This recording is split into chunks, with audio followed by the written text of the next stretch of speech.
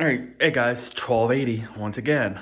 I wanted to make this video talking about the force control on garage door openers that have mechanical force where you take a screwdriver and adjust it. Why you don't want it maxed out, and what scenario would cause it to be maxed, and the issues that will happen. So what I like to do when I'm have an opener installed. Actually, let me grab a remote. Do I have one? Do not. Oh yeah, dude, it's in the other garage. Hold on. Sorry. I don't think. Ah, there we go. Here it is. And those are magnetic garage door hardware we put on the outside of the doors. I'll make a video tomorrow. I put it on actually yesterday. I was going to make a video today, but it rained all day. So, all right. So, what I like to do is, let's say I installed an opener, or I'm at a service call and I just did a tune up of the door, adjusted the springs or replace the springs, and there's the mechanical force. Let me, I don't want to get back down. So I'm just gonna restart this to put the light back, get the light on so you can see. Okay, so you can see there's force. What I like to do is both of them, I like to turn it all the way up, or all the way down as low as you can go. The reason I do this is that way, because I know it's not going to open. So I'm going to show you.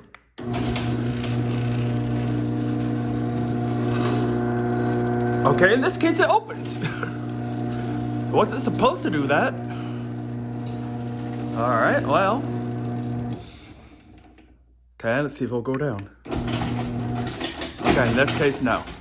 But it did open, but it wasn't really supposed to on, I guess that's just how well balanced my door is. So open, I'm gonna turn it up just a little, about right there. Close, as you know, it didn't close. So I go just like that to where it's pointing at the alarm button in this case, and then try again.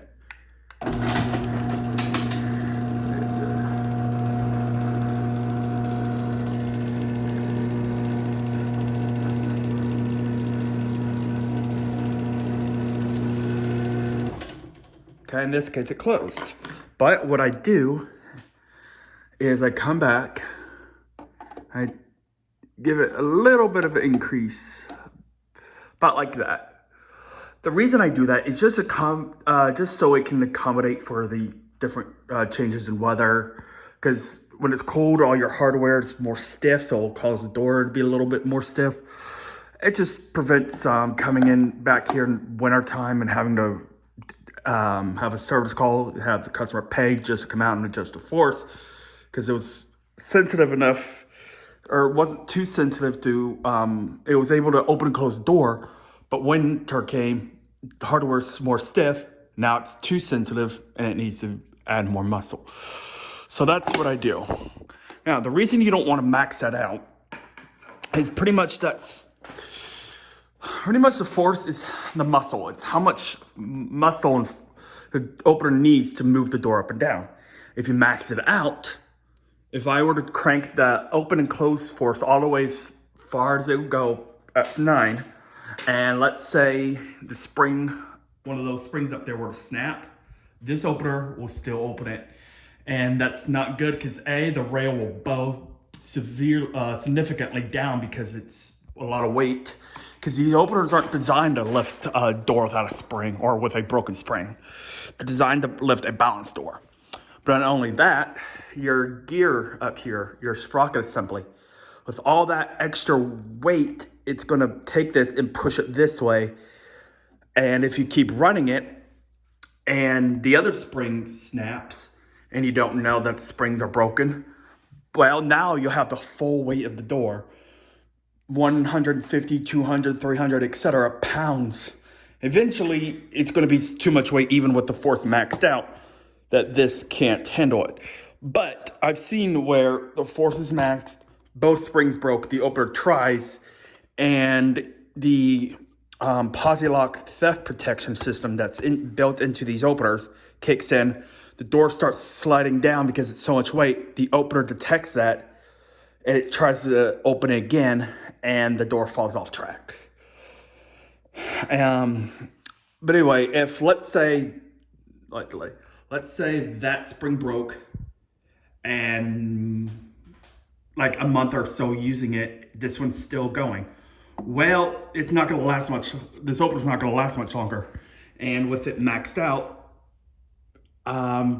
pretty much when you call somebody to come out, they're going to have to replace the spring and fix your opener, because what you're going to do is this sprocket assembly with all that unnecessary weight, it's going to snap right off.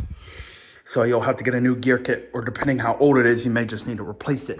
Which, yeah, if you don't need to replace it because it was working before, unless it's unnecessary, then yeah, you're not going to be happy. Let me show you what it looks like. Okay, so inside the opener is your gear assembly, which is this. There's supposed to be a sprocket on top that you saw that the chain wraps around. Well, this is what happens when it's run on a door that's extremely heavy for it and runs with a broken spring too many times. It just snaps right off. Not only that, this nylon gear right here will shred as well. So that is why you don't ever want to have that force maxed out. If you have to max that force out like that just to get it to move, then you have a serious issue with the door. Either you have spring broken, doors off track, rollers binding, something's wrong. What you need to do, what I would to do, is come up to your door, look for your red rope and handle for emergency release, and give that a tug. And back toward the motor to disengage it. Then come over here and use 2 fingers and see if you can lift the door by hand easily. If you cannot, if it is really difficult to lift, like it takes 2 hands to lift the door, and no matter where you have it, you let go and it slams shut or flies open like this, then you need to have a garage door guy come out, either adjust or replace the springs and do a tune-up on the door, maybe replace rollers, bearings, because there's something wrong with your door. That's to require your opener to be at that much force. Okay, it doesn't need that much force, as you saw too, and this door is perfectly balanced. It doesn't need that much force. If it does, like I said, you have something wrong with your door. And if you don't address it, you'll just burn out your opener and you'll destroy the gears inside. And if the gears hold up, the gears don't go, you're gonna run it and you're gonna see a lot of smoke start pouring out. Well, that would be your starting capacitor that starts the motor. Will burn out.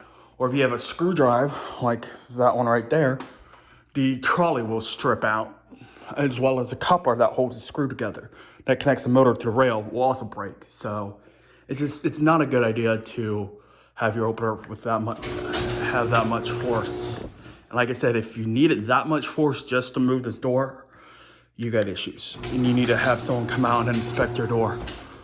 Do an inspection, lube the door, adjust the springs, maybe replace them if needed, rollers, the bearings on each end of the tube as well as the center bearing, and just overall see what else is wrong with it. And then hopefully the opener, they can turn down the force. Now, if you run it too long like that, then your spring breaks and you finally get someone come out and replace it, that opener's now damaged, and and there's no way it will run without it being that way.